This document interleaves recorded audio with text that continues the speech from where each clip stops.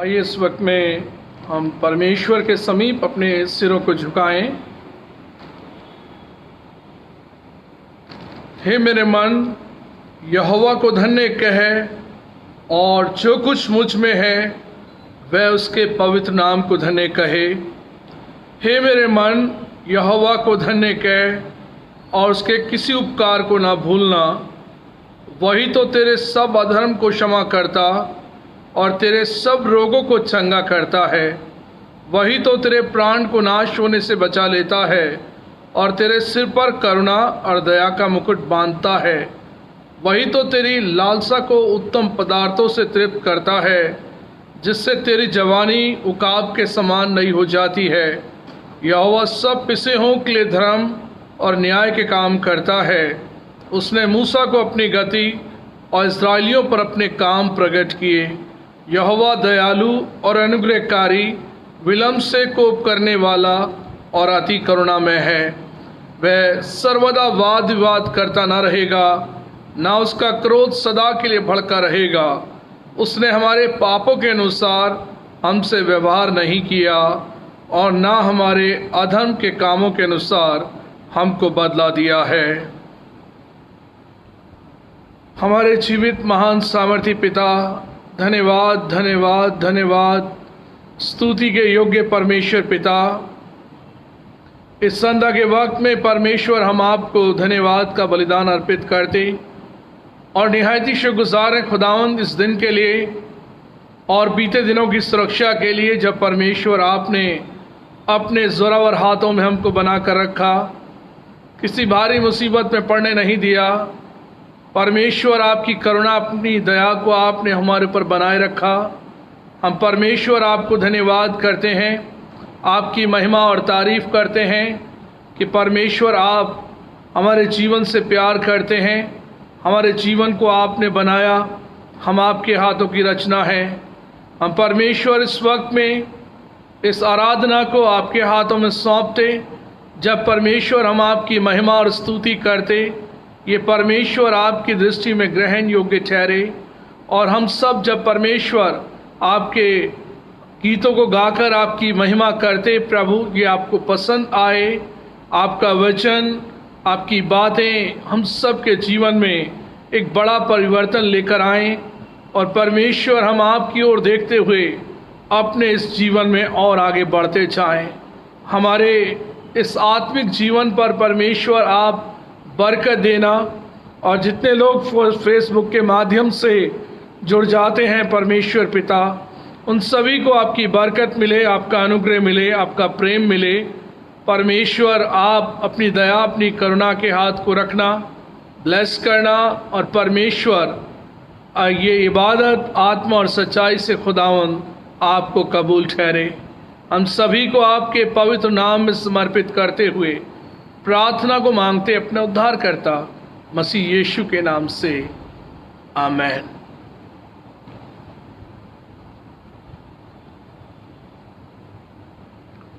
परमेश्वर की हम्द और तारीफ में हम लोग गीत गाएंगे और गीत का नंबर है 1। अनमोल गीत माला पुस्तक से हम लोग गीत गाएंगे। गीत का नंबर है 1। 1 नंबर गीत आप लोग मेरे साथ निकाल कर हम सब इसमें शामिल होंगे। हो तेरी स्तुति और आराधना करता हूँ मैं तुझसे ये प्रार्थना, महिमा से अपनी तू इस जगह को भर, जो भी तो चाहे तो यहाँ पे कर। हालेलुया हालेलुया हालेलुया हालेलुया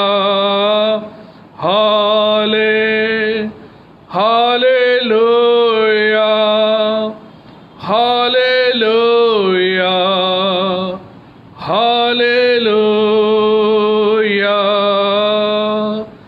करुणा से अपनी नया दिन दिखाता है, ढाल बनकर मेरी मुझे बचाता है।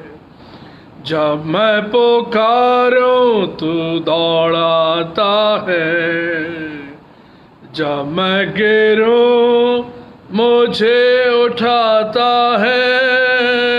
Hallelujah, hallelujah, hallelujah, hallelujah,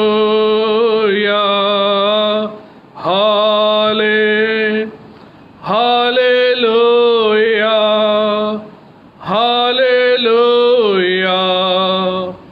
hallelujah.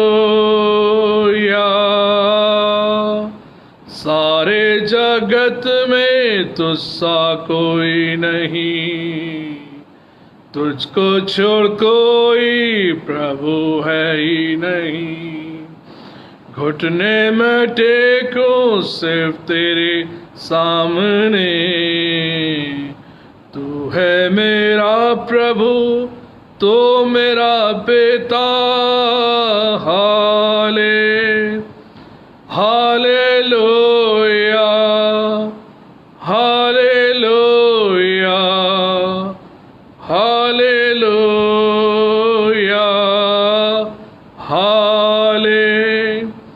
Hallelujah, hallelujah,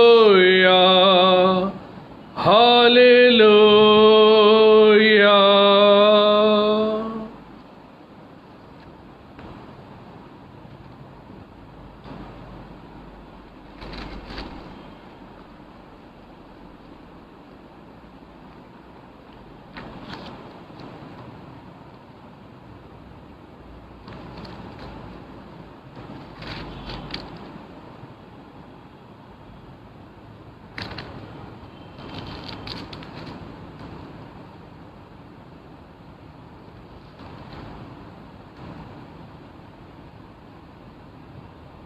परमेश्वर के पवित्र वचन बाइबल से हम रिस्पॉन्सिव रीडिंग को करेंगे और भजन संहिता 5वां अध्याय हम सब बारी बारी से पढ़ेंगे। साम चैप्टर 5 पहली आयत मैं पढ़ूंगा, दूसरी आयत को आप सब प्रभु के वचन को हम लोग बारी बारी से पढ़ेंगे और अंतिम आयत जो है 12वीं आयत है, उसको एक साथ मिलकर हम पढ़ेंगे। हे यहोवा, मेरे वचनों पर कान लगा, मेरे करहाने की ओर ध्यान लगा।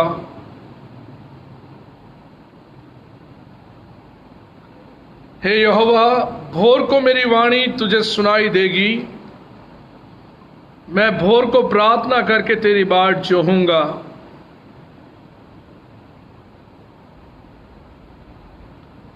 घमंडी तेरे सम्मुख खड़े ना होने पाएंगे, तुझे सब अनर्थकारियों से घृणा है।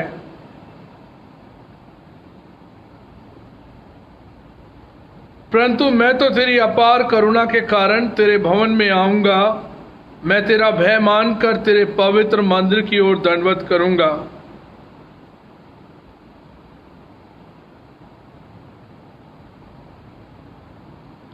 क्योंकि उनके मुंह में कोई सच्चाई नहीं, उनके मन में निरी दुष्टता है, उनका गला खुली हुई कब्र है, वे अपनी जीभ से चिकनी चुपड़ी बातें करते हैं।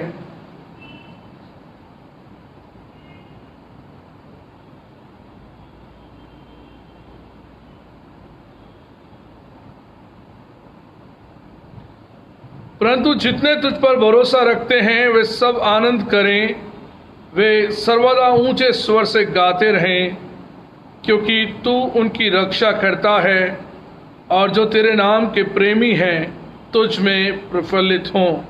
एक साथ, क्योंकि तू धर्मी को आशीष देगा, हे यहोवा, तू उसको अपने अनुग्रह रूपी ढाल से घिरे रहेगा। परमेश्वर पिता अपने पवित्र वचन के पढ़े और सुने जाने पर अपनी आशीष को दे। आमीन। आइए इस वक्त में उस समय हम प्रार्थना में व्यतीत करेंगे।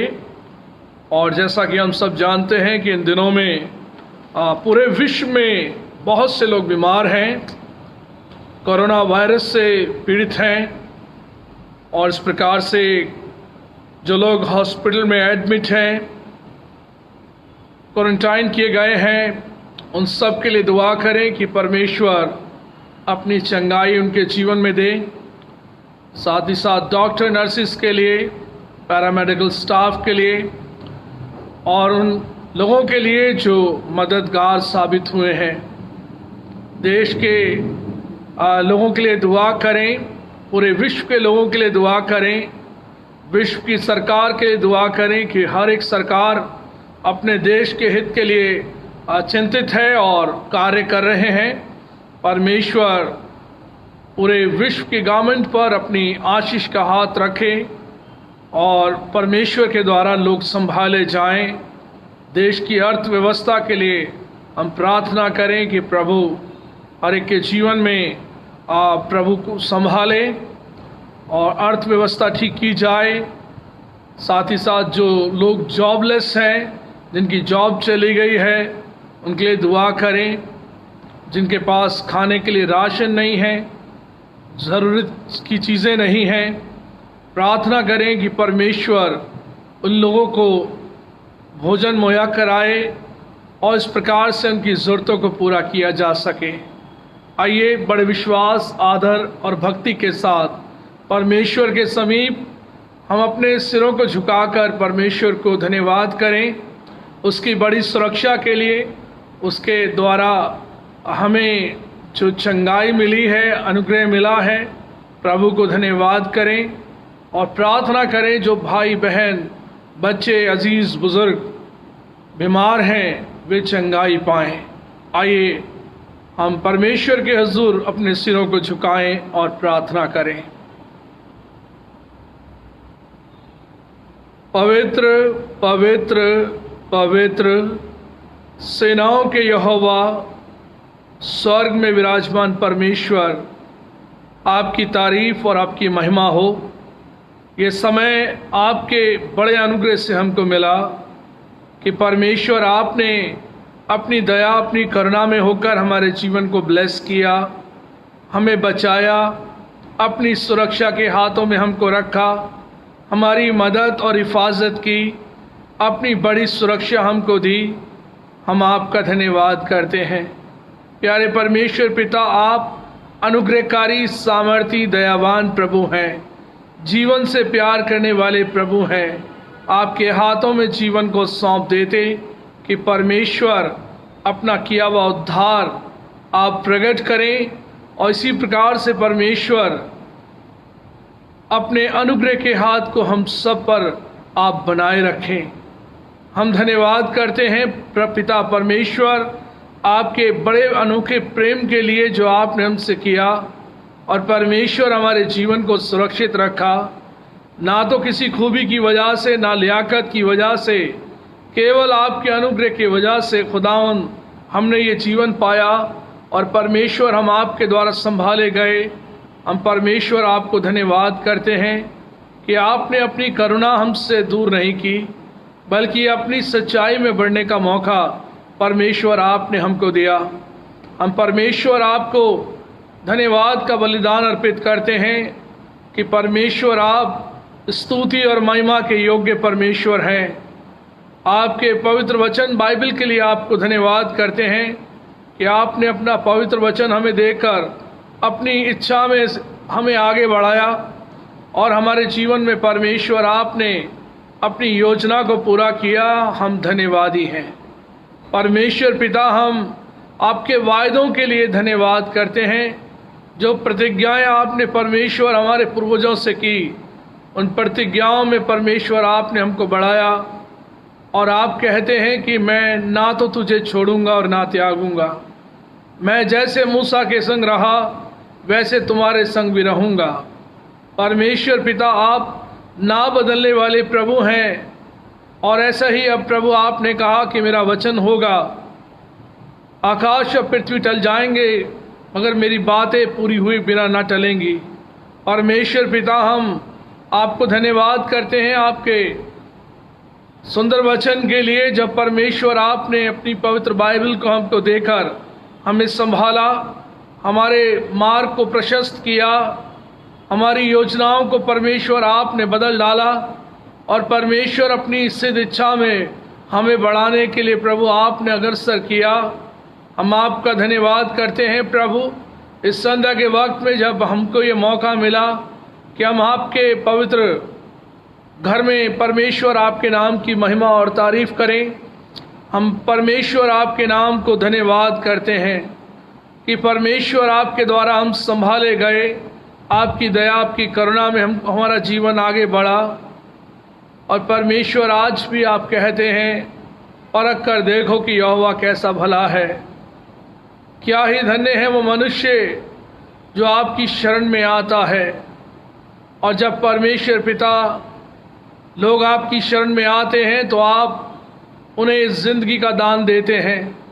परमेश्वर पिता, इन दिनों में जब प्रभु हमारे लोग बीमार हैं, परमेश्वर पिता इस दुनिया में हमारी प्रार्थना है परमेश्वर आप अपनी सामर्थ के हाथ से छूकर आप उन्हें चंगाई दीजिए। वे लोग जो हॉस्पिटलाइज हैं, क्वारंटाइन किए गए हैं, परमेश्वर आपके द्वारा वे चंगाई पाएं, अच्छा स्वास्थ्य पाएं। Doctor, nurses, medical staff, paramedical staff, उन सभी लोगों को आपके हाथों में सौंपते जो प्रभु फ्रंट पर रहकर अपनी बड़ी सेवा को देते हैं। अपने परिवार को छोड़कर प्रभु वे मरीजों का इलाज कर रहे हैं। उनके इस बड़े अथक प्रयास के लिए प्रभु हम धन्यवाद करते हैं और प्रार्थना करते हैं परमेश्वर आप उनकी सुरक्षा करें, आप उनकी रक्षा करें, उन्हें परमेश्वर अपने सामर्थ्य के हाथ में रखें और परमेश्वर आपके द्वारा वे आगे बढ़ाए जाएं। हमारी प्रार्थना है विश्व की सरकार के लिए, तमाम वो सरकारें जो अपने देश के हितों के लिए काम करती हैं, परमेश्वर पिता आपका अनुग्रह उन सब पर आए। और परमेश्वर पिता इसी प्रकार से हमारे देश भारत के सरकार के लिए हमारी प्रार्थना है परमेश्वर आपके द्वारा वे ब्लेस किए जाएं, आपका अनुग्रह उन सब के जीवन में आए। और प्रभु हमारे देश के हित की चिंता में जब वो काम करते हैं, परमेश्वर हर एक नागरिक को प्रभु वो लाभ पहुँचे और उसके द्वारा प्रभु हर एक व्यक्ति प्रभु अपने जीवन को सुरक्षित महसूस करे और खुदावंद आप में उसका जीवन आगे बढ़ सके। हमारी प्रार्थना है विश्व के सभी चर्चेस के लिए, कांग्रीगेशंस के लिए, पास्टर्स के लिए, बिशप्स के लिए, हर एक उस इंसान के लिए जो परमेश्वर आपसे प्रेम करते हैं। हमारी प्रार्थना है कि आपके द्वारा वे संभाले जाएं, आपका बड़ा अनुग्रह उन सब पर बना रहे। और इसी प्रकार से परमेश्वर पिता आज इस संध्या के वक्त में जब प्रभु फेसबुक के माध्यम से जितने फ्रेंड्स हमारे फेसबुक पर हैं, उन सब के लिए हमारी प्रार्थना है कि आपके द्वारा ब्लेस किए जाएं, उनके फैमिलीज ब्लेस किए जाएं, उनके परिवार के हर एक जन को परमेश्वर ब्लेस करें। यदि कोई बीमार है, तकलीफ में है, परमेश्वर आपकी चंगाई उनके जीवन में आए, आपका किया हुआ उद्धार प्रभु प्रकट होने पाए। आप सहायता और मदद करना, ब्लेस करना। और प्रभु हम प्रार्थना करते हैं अपने आदरणीय बिशप साहब, बिशप सुबोध सिंह मंडल साहब के लिए, मैडम सुदीप्ता मंडल के लिए और इसी प्रकार से उनके बेटे के लिए परमेश्वर आप उन्हें ब्लेस करें, अच्छी हेल्थ दें, आपका अनुग्रह उन सब पर बना रहे।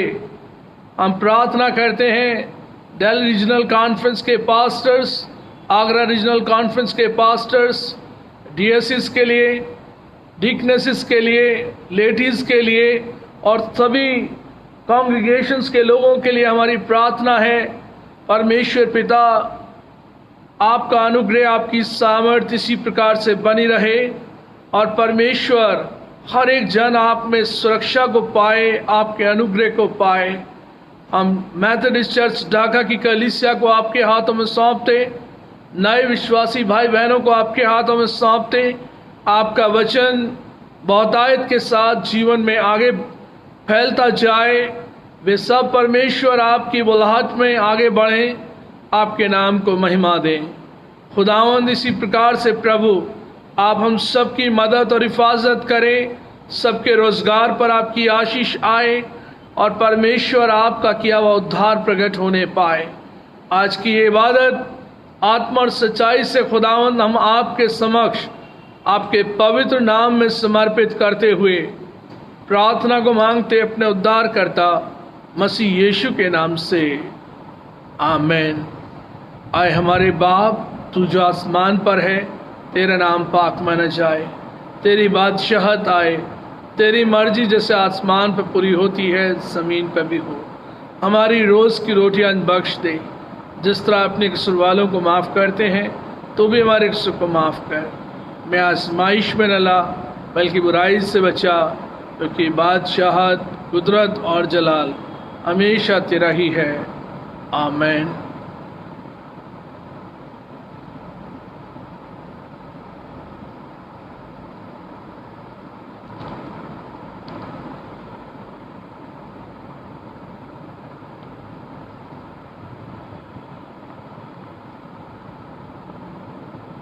एक और गीत गाएंगे इस वक्त में हम लोग,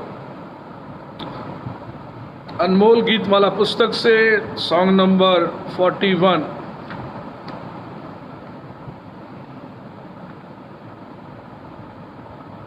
सॉन्ग नंबर 41। ये गाना बहुत ही फेमस है। होवेगी बरकत की बारिश, वायदा पर प्यार है सही, आवेगी ताजगी आसमान से, भेजेगा जिसको मसीह। होवेगी बरकत की बारिश, वायदा पर प्यार है सही, आवेगी ताजगी आसमान से, भेजेगा जिसको मसीह। बरकत की बारिश, बरकत की बारिश भरपूर, रहम की बूंद तो टपकती, पर बारिश हमको जरूर। होवेगी बरकत की बारिश, होगी नई कुव्वत जरूर, वादी पहाड़ और मैदान पर बारिशें होंगी भरपूर। बरकत की बारिश, बरकत की बारिश भरपूर, रहम की बूंद तो टपकती, पर बारिश हमको जरूर। होवेगी बरकत की बारिश, काश अभी पावे हम सब, यीशु तू ताजगी बख्श दे, वायदे को पूरा करा।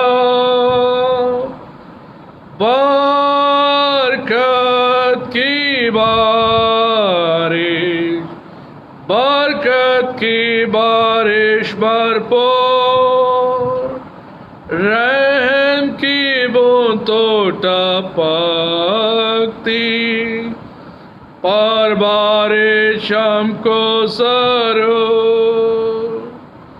होवेगी बरकत के बारिश, भेजो से अभी मानते गुना जब हम अपने, दे बारिश शुआरा। बरकत की बारिश, बरकत की बारिश भरपूर, रहम की बूंद तो टपकती पर बारिश हमको जरूर। परमेश्वर का धन्यवाद हो उसके द्वारा दिए गए इस उत्तम समय के लिए जो परमेश्वर ने हम सबको दिया कि हम परमेश्वर की हुजूरी में बैठकर परमेश्वर का धन्यवाद कर सकें। परमेश्वर के पवित्र वचन बाइबल से आप लोग मेरे साथ निकालें यूहन्ना रचित सुसमाचार उसका 3रा अध्याय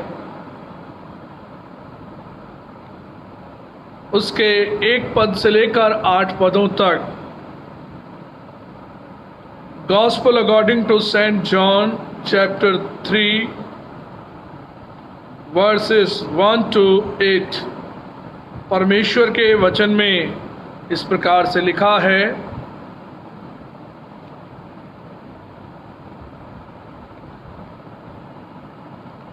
फरीसियों में निकोदेमुस नाम एक मनुष्य था जो यहूदियों का सरदार था।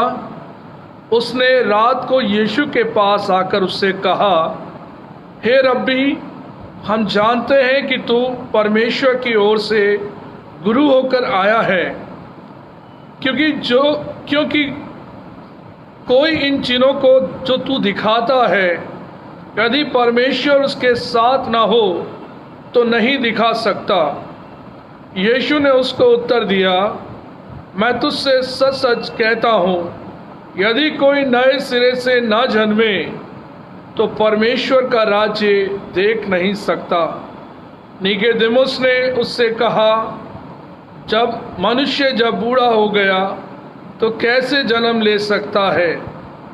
क्या वह अपनी माता के गर्भ में दूसरी बार प्रवेश करके जन्म ले सकता है?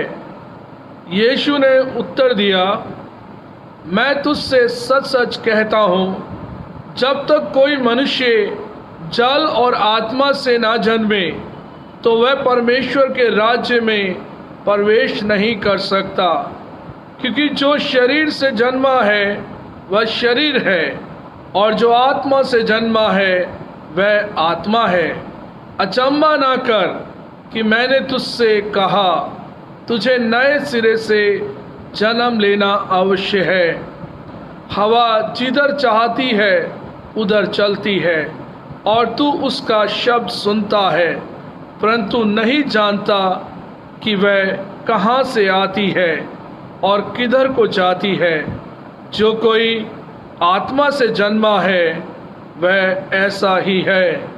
परमेश्वर पिता अपने पवित्र वचन के पढ़े और सुने जाने पर अपनी आशीष को दे। आमीन।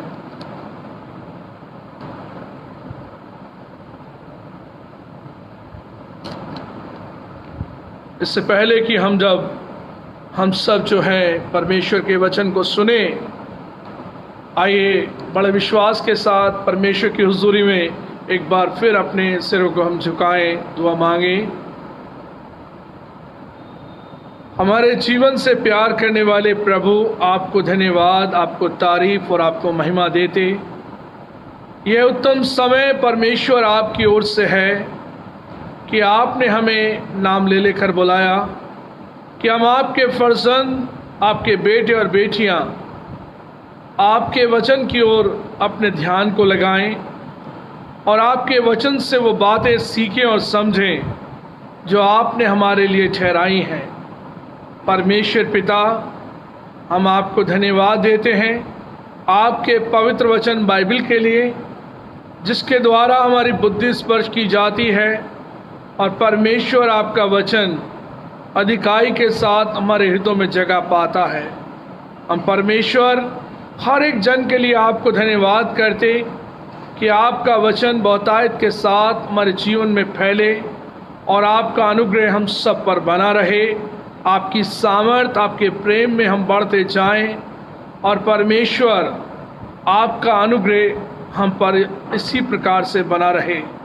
हम परमेश्वर पिता आपको धन्यवाद का ही बलिदान अर्पित करते और प्रार्थना करते, परमेश्वर आप हमारी बुद्धि को स्पर्श करें, आपकी बातें परमेश्वर हम दुनियावी रीति से नहीं समझ पाते, अपने दुनियावी बुद्धि से कोई बात हमारे समझ में आती नहीं। जब तक प्रभु आपकी पवित्र आत्मा हमको ना सिखाए तब तक हम सीख नहीं सकते। परमेश्वर पिता, आपका वो बड़ा अनुग्रह हम अपने जीवन के लिए चाहते। परमेश्वर अपनी दया में होकर हमारे जीवन को आप ब्लेस करें। प्यारे परमेश्वर पिता, इस वक्त में आपके बेटे और बेटियां जब आपके वचन को सुनते और सीखते, सभी को परमेश्वर आप ब्लेस करना और परमेश्वर अपना किया हुआ उद्धार आप प्रकट करना। हम सभी को आपके पवित्र हाथों में समर्पित करते हुए प्रार्थना को मांगते अपने उद्धारकर्ता मसीह यीशु के नाम से, आमीन।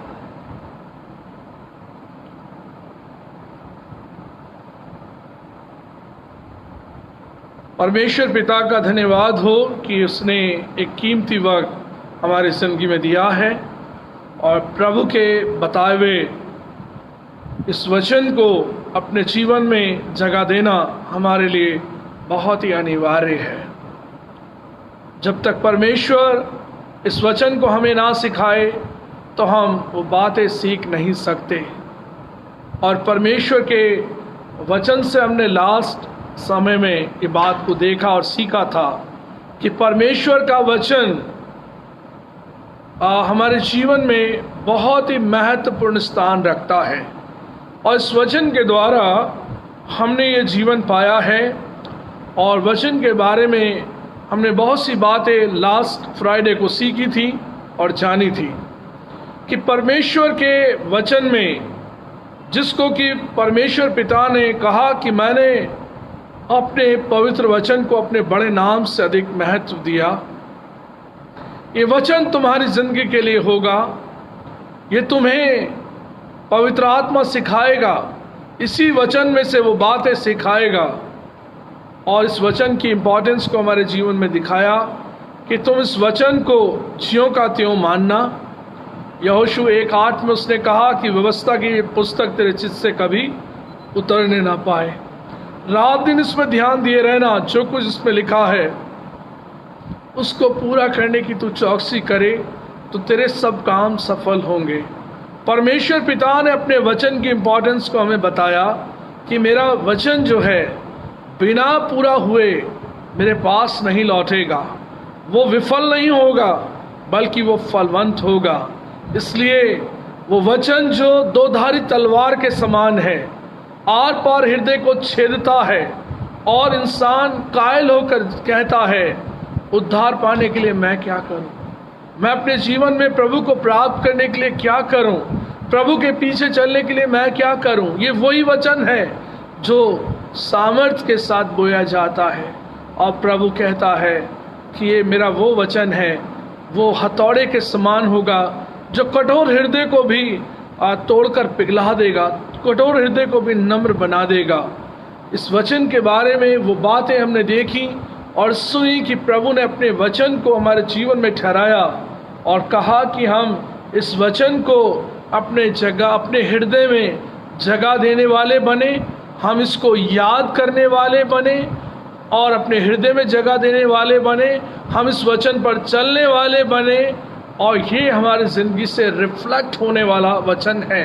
हमारी ज़िंदगी में जब ये वचन आ जाता है तो हम परमेश्वर की मर्जी में होकर जीवन जीने लगते हैं और फिर हमारी नहीं बल्कि परमेश्वर की सिद्ध इच्छा हमारी ज़िंदगियों में पूरी हो जाती है। और इसी प्रकार से आज हम ये वचन जो हमने पढ़ा यूहन्ना रचित सुसमाचार उसका 3 अध्याय पहले 8 पदों में प्रभु के कलाम से हमने पढ़ा कि प्रभु यीशु से निकोदेमुस ने ये सवाल किया है और इस प्रकार से हम देखते हैं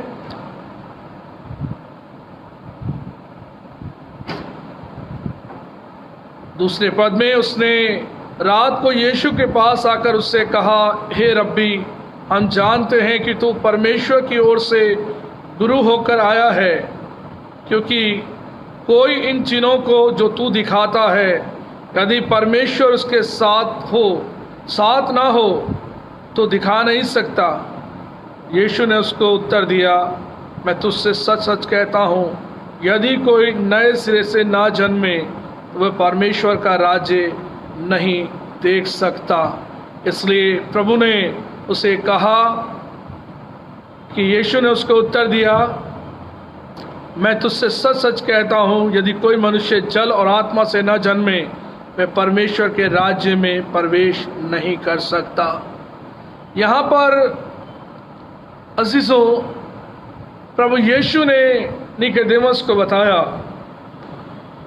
कि नए सिरे से जन्म लेना बहुत आवश्यक है। और प्रभु ने निकोदेमस से कहा कि तू यहूदियों का सरदार है, पढ़ा लिखा व्यक्ति है, मेरी इन बातों को तू समझने का प्रयास कर।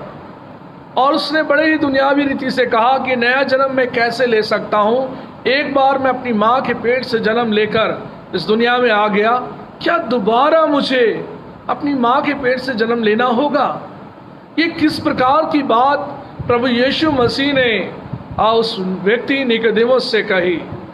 प्रभु ने यहाँ पर इस बात को समझाने का प्रयास किया कि मैं तुझसे सच सच कहता हूँ कि यदि कोई व्यक्ति नए सिरे से न जन्मे वो परमेश्वर के राज्य को देख नहीं सकता।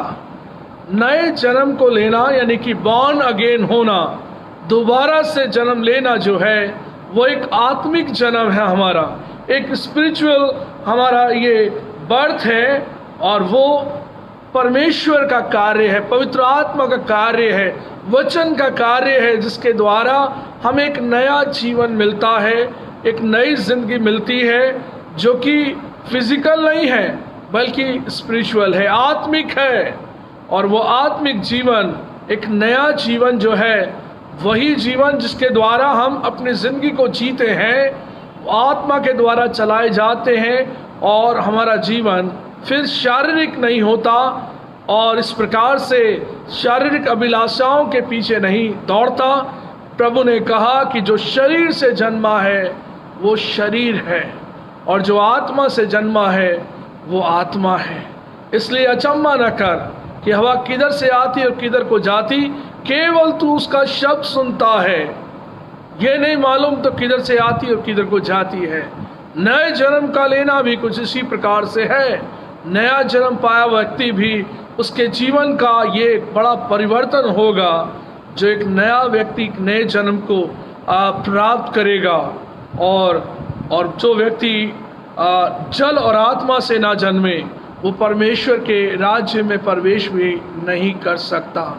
और इसीलिए परमेश्वर ने अपने कलाम में हमको बताया कि जो है रिफॉर्मेशन जो है वो नया जन्म नहीं है। हम याद कर लें, रिफॉर्मेशन नया जन्म नहीं है कि हम लोग सोचें भाई अपना स्वभाव थोड़ा बदल लें, थोड़ा गुस्सा करते हैं ना करें, थोड़ा थोड़ा बदलाव ले आएं। ये अपने आप से नहीं होगा, ये परमेश्वर का अलौकिक कार्य है, ये परमेश्वर का डिवाइन फेवर है, ये परमेश्वर की डिवाइन अप्रोच है जो मनुष्य के जीवन में उसे एक नया जन्म देती है। और जब इंसान अपने आप को खुदावंद के हाथों में सौंपता है, सरेंडर कर देता है, समर्पित कर देता है, तब परमेश्वर उसके जीवन में काम करता है। और जब तक इंसान खुद काम करता है वो परमेश्वर को मौका नहीं देता अपने जीवन में वो काम करने का, कि जब परमेश्वर ने हमें बनाया है, सजाया संवारा है, हम परमेश्वर में हम सोचते हैं हम खुद ही जी लेंगे। कई बार आप देखते हैं बच्चों को, बच्चे कहते हैं हम बड़े हो गए अब सब कुछ कर लेंगे, है ना। माँ बाप कहते हैं नहीं लाओ तुम्हारी कुछ मदद कर दें, कहे नहीं हमें सब कुछ आता है ना, हम कर लेंगे, हम सीख गए हैं। परमेश्वर पिता हमें क्या कहता, तुम मुझसे अलग होकर कुछ नहीं कर सकते, मुझसे अलग होकर तुम नहीं कुछ कर सकते। इसलिए प्रभु ने वो अपनी आत्मिक बातें जो पवित्र आत्मा की गाइडेंस से हमारे जीवन में दी हैं, उसे वो हमें बताता है कि इंसान अपने आप को ऊपर से भले ही सुधार ले, लोग कहें काफ़ी बदल गया है, अब ऐसा नहीं करता।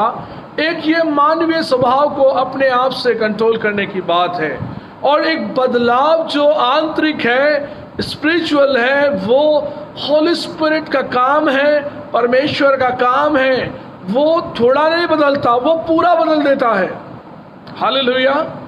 परमेश्वर ऐसा थोड़ा थोड़ा नहीं बदलता, पूरा बदलता है इंसान को। और बाइबल में उसके लिए एक आयत लिखी है, भजन संहिता 119 अध्याय का 3 पद। परमेश्वर के वचन में लिखा है, मैं पढ़ना चाहूंगा इस वक्त में, भजन 119 उसका 3 वचन। फिर वे कुटिलता के काम नहीं करते, वे उसके मार्गों में चलते हैं। जब हमारे जीवन का परिवर्तन हो जाता है, फिर कुटिलता के काम नहीं रहते, फिर हमारे जीवन में वो बुराइयां नहीं रहती, वो बुरा मार्ग हम त्याग देते हैं, षड्यंत्र की बातें नहीं करते, फिर हम प्रभु के मार्गों में चलते हैं, प्रभु की आज्ञाओं में चलते हैं। ये एक जीवन का बहुत बड़ा परिवर्तन है कि जब परमेश्वर में एक नया जन्म हमें प्रभु देते हैं, तो हम एक नई सृष्टि बन जाते हैं, एक नया इंसान बन जाते हैं, एक बालक के समान हो जाते हैं, जो अपने जीवन में एक नया इंसान है, नई बात के साथ, नई जिंदगी में उसने जीवन पाया है। और वो खुदावंद के कलाम में पढ़ते हैं, 2 कुरिन्थियों 5:17 में लिखा है, जो मसीह यीशु में है वो नई सृष्टि है। देखो पुरानी बातें बीत गई, वे सब नई हो गई। जो मसीह यीशु में है, दिस इज वेरी इंपॉर्टेंट, यीशु मसीह में है वो नई सृष्टि है। जो यीशु मसीह में नहीं है वो नई सृष्टि नहीं है। रिफॉर्मेशन है, सुधार किया हुआ है, अपने आप को अल्टर करा हुआ है, चमकाया हुआ है, बहुत कुछ किया हुआ है। जो मसीह यीशु में है वो न्यू क्रिएशन है। देखो पुरानी बातें बीत गई, अब सब नई हो गई हैं। और नया इंसान, बदला हुआ इंसान परमेश्वर को पसंद आता है, और उसके साथ साथ मनुष्यों को भी उसके काम पसंद आते हैं। लिखा है, फिर वे कुटिलता के काम नहीं करते, बुरे काम नहीं करते, बल्कि उसके मार्गों में चलते हैं। प्रभु ने कहा, अचंबा न कर, हैरान न हो, तुझे नए सिरे से जन्म लेना आवश्यक है। निकोदेमस, अभी तक तूने बहुत सी बातें दुनियावी रीति से सीखी, तुझे नया जन्म पाना आवश्यक है। और ऐसे ही हर एक विश्वासी भाई बहन को भी प्रभु में एक नया जन्म लेना जरूरी है। बहुत से लोग पूछते हैं, are you born again? Christian लोगों से पूछते हैं, मसीह लोगों से पूछते हैं, नया जन्म पाया है? कई लोग सोचते हैं, ये कौन सा जन्म है भाई, नया जन्म?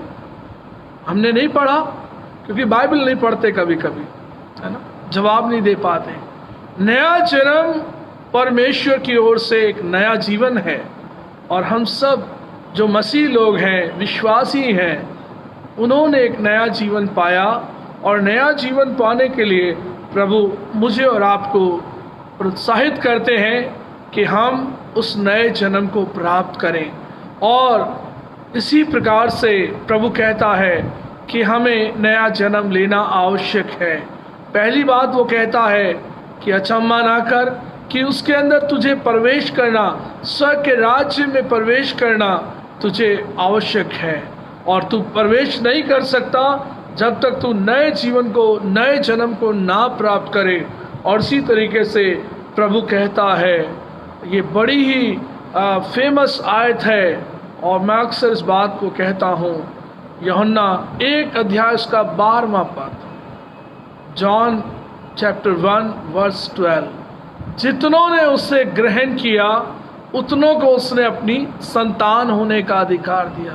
जितनों ने, जाति समुदाय नहीं है, कोई धर्म की बात नहीं है, जितनों ने प्रभु यीशु मसीह को, जीसस क्राइस्ट को, जितनों ने ग्रहण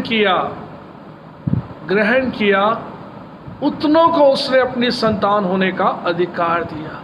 उसने कहा, now you are my children, तुम मेरे बेटे और बेटियां हो, क्योंकि हमने उसको ग्रहण किया एक मुक्तिदाता के रूप में, एक उद्धारकर्ता के रूप में, हमने ये मान लिया। और प्रभु कहता है जो मुझे ग्रहण करेगा, इस प्रकार से उतनों को उसने अपनी संतान बना लिया। और बाइबल में हम पढ़ते हैं यूहन्ना 1:13 में, और उसने हमसे कहा कि वे लोग जिन्होंने मुझे ग्रहण किया है, उनको उसने अपनी संतान होने का अधिकार दे दिया है। ये अधिकार परमेश्वर की ओर से मिल गया है कि अब तुम मेरे बेटे और बेटियां हो। और इसी प्रकार से प्रभु के वचन में देखें, यूहन्ना 1:13, वे ना तो लहू से, ना शरीर की इच्छा से, ना मनुष्य की इच्छा से, परंतु परमेश्वर से उत्पन्न हुए हैं। ये पैदा होना जो है, ये कोई लहू से पैदा होने वाली बात नहीं, ना शरीर की इच्छा से हम पैदा हुए, ना मनुष्यों की इच्छा से पैदा हुए, परंतु परमेश्वर से उत्पन्न हुए हैं। ये हमारा दूसरा जन्म है और ये हमारा नया जन्म है। प्रभु कहता है कि एक जो फिजिकल जन्म जो है हमारी माता पिता के द्वारा हम इस दुनिया में आए, और ये नया जन्म जो है हमने परमेश्वर से पाया, ना मनुष्यों की इच्छा से, ना लहू से हमने कोई जन्म पाया, ना मनुष्य की इच्छा से, ना शरीर की इच्छा से हमने कोई जन्म पाया, बल्कि परमेश्वर से हमने एक नया जन्म पाया है। हम परमेश्वर से उत्पन्न हुए। और इसी के साथ साथ हम देखें कि हम किस प्रकार से अपने जीवन के अंदर हमने नया जन्म पाया है। याकूब की पत्री 1:18 हमें बताता है कि हम कैसे इस दुनिया में जो है परमेश्वर के द्वारा हमारा जन्म हुआ है। और पहला जो है by the water and the Holi spirit, जब तक जल और आत्मा से ना जन्मे, ये जन्म जो है परमेश्वर की ओर से है। और दूसरा हम देखते हैं by the will of God, परमेश्वर की इच्छा से, याकूब 1:18, उसने अपनी ही इच्छा से हमें सत्य के वचन के द्वारा उत्पन्न किया, ताकि हम उसकी सृष्टि की हुई वस्तुओं में से एक प्रकार का पहला फल हो। दोबारा रीड करूंगा, याकूब की पत्री जेम्स चैप्टर 1:18, उसने अपनी ही इच्छा से हमें सत्य के वचन के द्वारा उत्पन्न किया, ताकि हम उसकी सृष्टि की हुई वस्तुओं में से एक प्रकार का फल हों। और प्रभु ने हमें अपने वचन से उत्पन्न किया। प्रभु का वचन पढ़ने के द्वारा हमने प्रभु को अपना उद्धारकर्ता स्वीकार किया। प्रभु कहता है मेरे वचन के द्वारा तुमने नया जन्म पाया, सत्य के द्वारा तुमने जन्म पाया। और यूहन्ना 8 उसके 31 और 32 पद में लिखा है, यदि तुम मुझ में बने रहोगे, मेरे वचन में बने रहोगे, तब तुम मेरे चेले ठहरोगे। और आगे कहता है तुम सत्य को जानोगे और सत्य तुम्हें स्वतंत्र करेगा। तुम सत्य को जानोगे अर्थात यीशु मसीह को जानोगे, वो तुम्हें स्वतंत्र करेगा। तमाम प्रकार के बंधनों से वो तुम्हें आज़ाद करेगा, तमाम प्रकार के रीति रिवाजों से वो तुम्हें छुड़ाएगा, तमाम प्रकार से अंधकार की ताकतों से प्रभु यीशु छुड़ाएगा, उसका वचन छुड़ाएगा। सत्य को जानो, सत्य तुम्हें स्वतंत्र करेगा। और इसी प्रकार से प्रभु कहता है तुम्हें सत्य के वचन के द्वारा तुमने एक नया जन्म पाया, एक नया जीवन पाया। और इसी प्रकार से परमेश्वर के वचन में हम एक और बात देखते हैं। तीसरी बात, हमने परमेश्वर के द्वारा उसके वचन से जो नाशवान होने वाला नहीं है, उससे हमने नया जन्म पाया है। पहला पत्रस 1:23 पद, पहला पत्रस 1:23 क्योंकि तुमने नाशवान नहीं पर अविनाशी बीज से परमेश्वर के जीवते और सदा ठहरने वाले वचन के द्वारा नया जन्म पाया है। एक बार और रीड करूँगा, 1 पीटर चैप्टर 1 वर्स 23। क्योंकि तुमने नाशवान नहीं पर अविनाशी बीज से परमेश्वर के जीवते और सदा ठहरने वाले वचन के द्वारा नया जन्म पाया है। और ये नया जन्म जो है हमने परमेश्वर के अविनाशी बीज यानी उस वचन के द्वारा जो सदा ठहरने वाला है और जो नाश नहीं हो सकता बल्कि वो अनंत है, और प्रभु का वचन जिसके द्वारा हमने ये जीवन पाया है।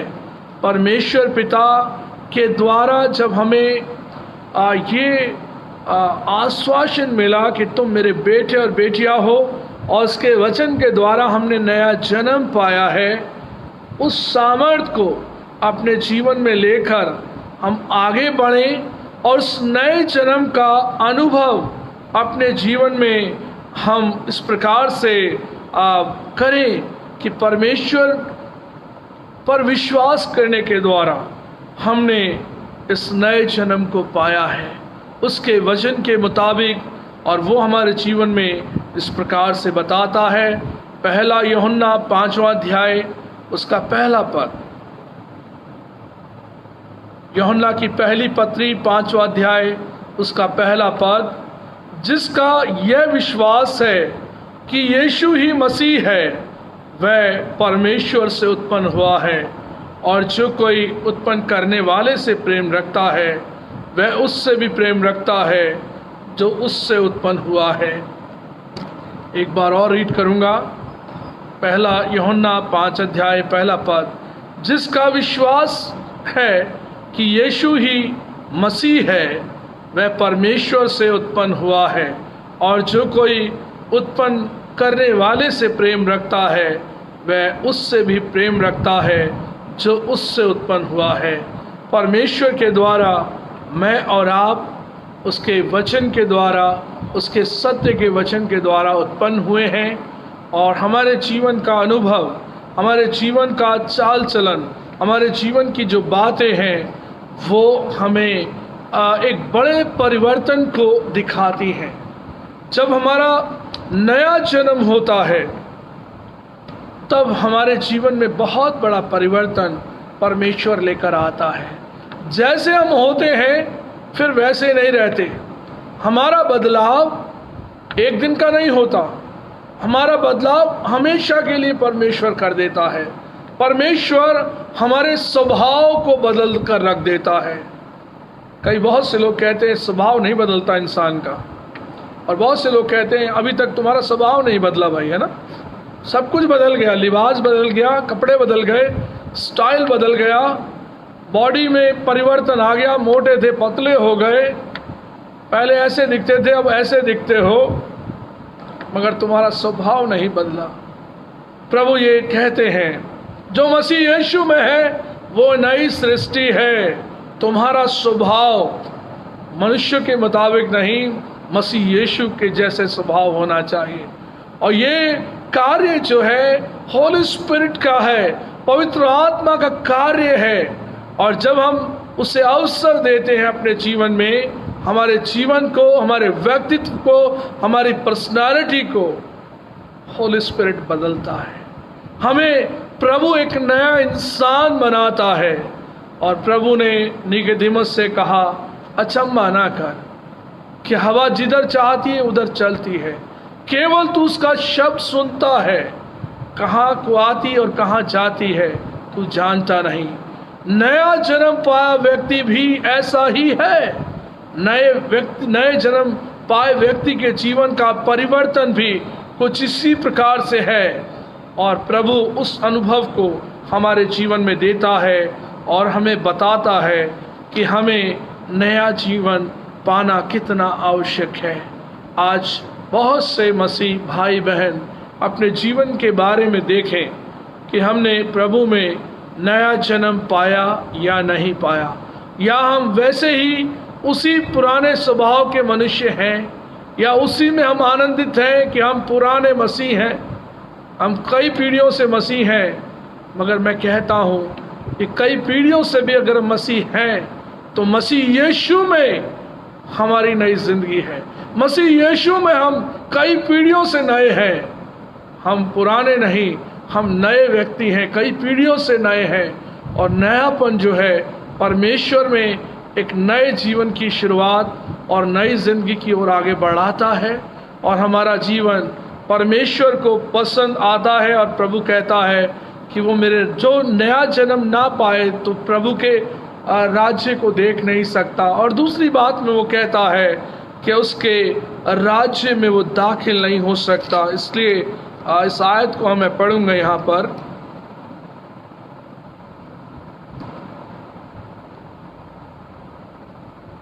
पांचवी आयत, यूहन्ना 3 अध्याय उसकी 5वीं आयत में लिखा है, यीशु ने उत्तर दिया, मैं तुझसे सच सच कहता हूँ, जब तक कोई मनुष्य जल और आत्मा से ना जन्मे तो वह परमेश्वर के राज्य में प्रवेश नहीं कर सकता। क्योंकि जो शरीर से जन्मा है वो शरीर है, और जो आत्मा से जन्मा है वो आत्मा है। इसलिए वो कहता है, अचम्भा न कर कि मैंने तुझसे कहा, तुझे नए सिरे से जन्म लेना अवश्य है। प्रभु ने निकोदेमुस से कहा कि तुझे नए सिरे से पैदा होना ज़रूरी है, क्योंकि प्रभु कहता है कि जो शरीर से जन्मा है वो शरीर है, और जो आत्मा से जन्मा है वो आत्मा है।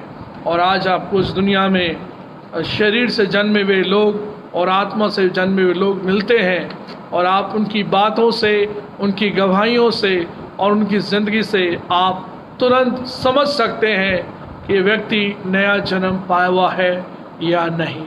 और इस प्रकार से बहुत से लोग, इस प्रकार से जिन्होंने नया जन्म पाया है, नए जन्म का अनुभव उनकी ज़िंदगी में है, उसमें एक बहुत बड़ा परिवर्तन उन लोगों की ज़िंदगी में आप देखते हैं जो प्रभु के दास हैं, दासियां हैं, प्रभु के बेटे और बेटियां हैं, कलीसिया में लोग हैं जिन्होंने नया जन्म पाया हुआ है।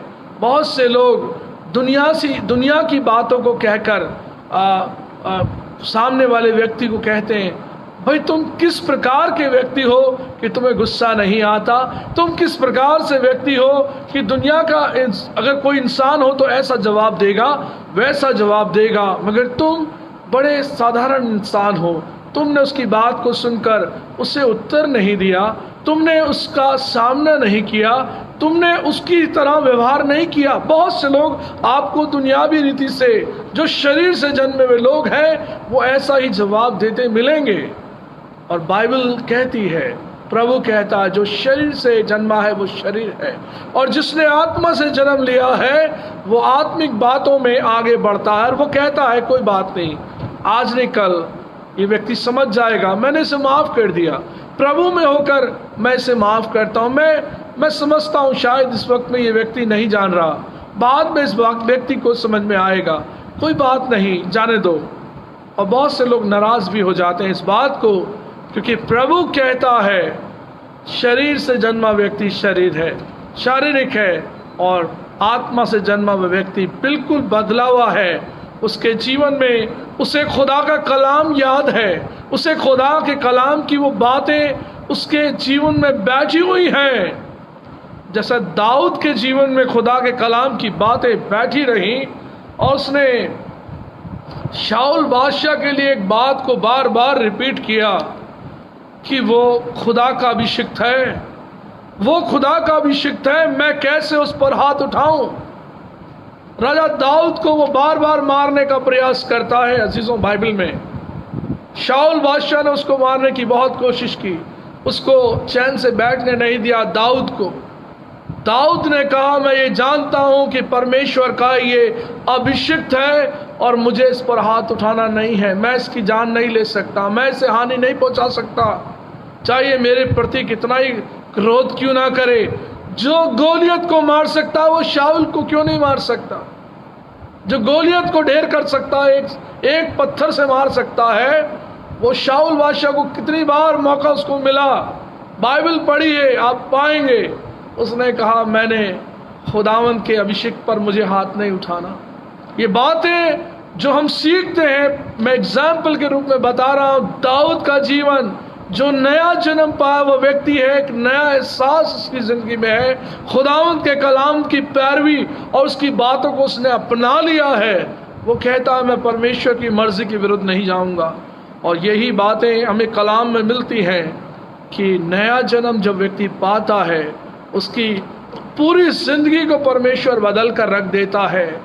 इस संसार में तो उसे बहुत दुख पहुंचता है कई चीज़ों से, मगर खुदावंद जो है उसकी ज़िंदगी को ब्लेस करता है। बहुत से लोग उसकी ज़िंदगी से सीखते हैं, जो नया जन्म पाए हुए लोग हैं, जिनके जीवन से खुदावंद उन लोगों को सिखाता है कि वे नम्र हैं, दीन हैं, प्रभु में नया जीवन पाए हुए लोग हैं, दुनियावी बातों से उनका लेना देना नहीं।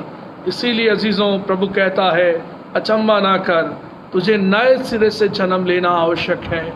और यही सवाल आज मेरा और हम सब के लिए है, क्या हमने मसीह में नया जन्म पाया है कि नहीं?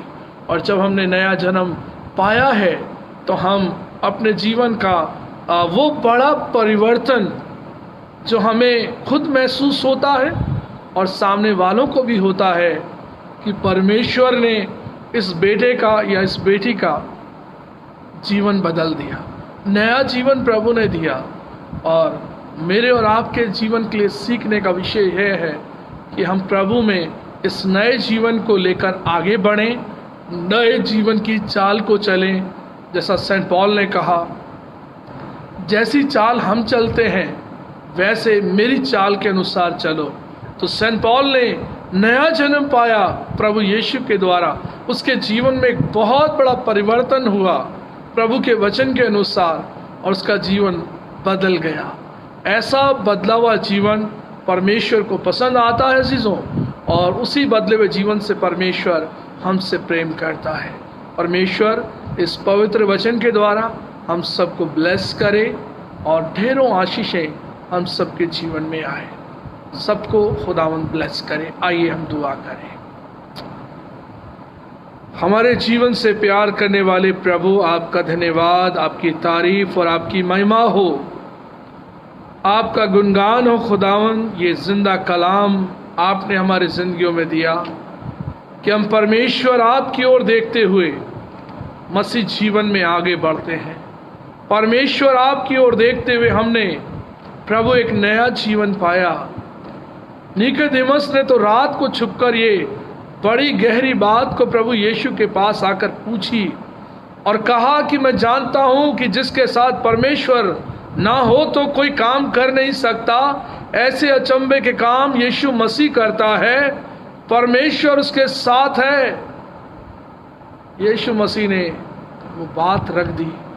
पिता ने कह दिया कि नए सिरे से जन्म लेना आवश्यक है। हमें हमारे जीवन में नया जन्म लेना जरूरी है। परमेश्वर पिता आपके द्वारा आपके बेटे और बेटियां नया जन्म पाएं, एक नई आत्मा नए सिरे से उत्पन्न हो जाए। प्रभु आपके द्वारा ये समय मिला है, हृदय का परिवर्तन आप कीजिए। कोई रिफॉर्मेशन नहीं, कोई ऐसा सुधारक नहीं जो हमें बदल सके, केवल आपका पवित्र वचन, आपका पवित्र आत्मा। और परमेश्वर आप ही हमें बदलते हैं, नया जीवन देने वाले आप हैं। आपके हाथों में जीवन सौंपते कि आप परमेश्वर जीवन को बनाने वाले प्रभु हैं। हम परमेश्वर प्रार्थना करते हैं, जितने लोगों ने परमेश्वर आपके वचन को सुना और सुनेंगे, सब ब्लेस किए जाएं, बहुतायत से उनके परिवार ब्लेस किए जाएं। परमेश्वर आपकी ढेरों आशीषें उनके जीवन में आए। परमेश्वर आप उन्हें संभालना, दया करना, अपनी करुणा के हाथ में रखना। आप परमेश्वर हर एक के जीवन को प्यार करने वाले प्रभु हैं। आपके जोरावर हाथों में हर एक के जीवन को सौंपते। जो लोग बीमार हैं, परमेश्वर उनको चंगाई देना, अपना अनुग्रह देना। हम सभी को परमेश्वर आपके पवित्र और महान नाम में समर्पित करते हुए प्रार्थना को मांगते अपने उद्धारकर्ता मसीह यीशु के नाम से, आमीन।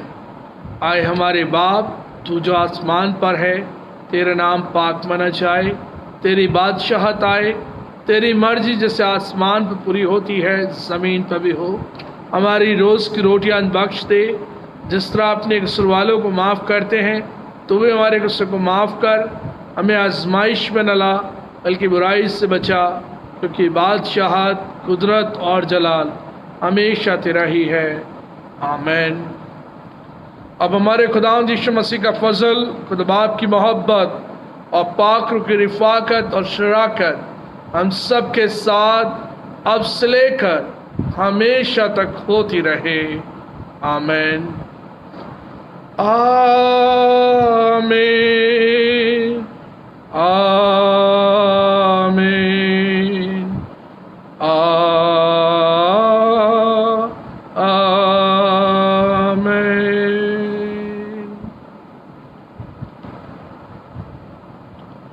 आप सबको जय मसीह की। परमेश्वर आप सबको बहुत बरकत दे, आशीष दे। खुदावंद अपने अनुग्रह के हाथ में रखें। और आने वाले रविवार को हमारी इबादत का समय सुबह 10:30 बजे का रहेगा। हम सब आने वाले रविवार को प्रभु में सुबह 10:30 बजे परमेश्वर की इबादत में हम जुड़ेंगे फेसबुक के माध्यम से। मेहरबानी से हम याद रखें और प्रभु के तारीफ और महिमा हम सब के जीवन में सर्वदा बनी रहे। God bless you all. Thank you.